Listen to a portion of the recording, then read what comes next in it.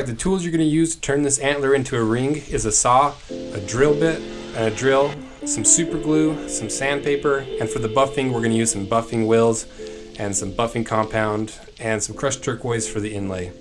So you need to find a spot on the antler that's pretty straight and that's wider than your finger.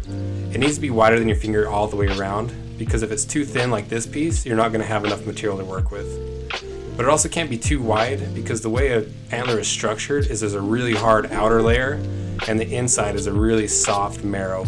So you want the entirety of the ring to be made of just that outside hard layer. So throw your antler in a vise and start sawing where you want your ring to begin. And don't push too hard or you can end up breaking through. Next you need to find a drill bit that's just under the width of your finger, mount it in a drill, and start drilling into that marrow. And you want to get it centered and start drilling out as much of that marrow as possible. And then once you've got that done, grab your saw again and start sawing off that piece that's going to end up being your ring. And then we're going to sand it. It's going to take forever, but you can use like a little sanding drum from like a Dremel, or even mount some sandpaper to a drill. And then when you're done sanding, it should look something like a ring. It might have some cracks in it because I use an old antler. That's fine because I've got this crushed turquoise we're going to inlay.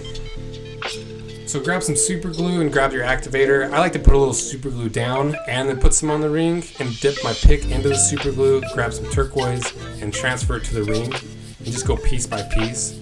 Or you can put a bunch of turquoise in the actual crack itself and then put super glue over top. Either way works fine. Next you're going to run through the grits of sandpaper and knock down all that rough turquoise you just inlaid and get it ready for buffing. So grab your buffing compound, put some on the wheel, and I put a little bit on the actual ring itself too. And I buffed it 2 or 3 different times until I finally got like that mirror finish on it. And by the time you're done, you should have a pretty good looking ring. And the nice thing about this project is you don't have to have super expensive tools like a lathe or anything. You know, you can just go to Harbor Freight, grab some $10 tools, and make a really nice ring for super cheap.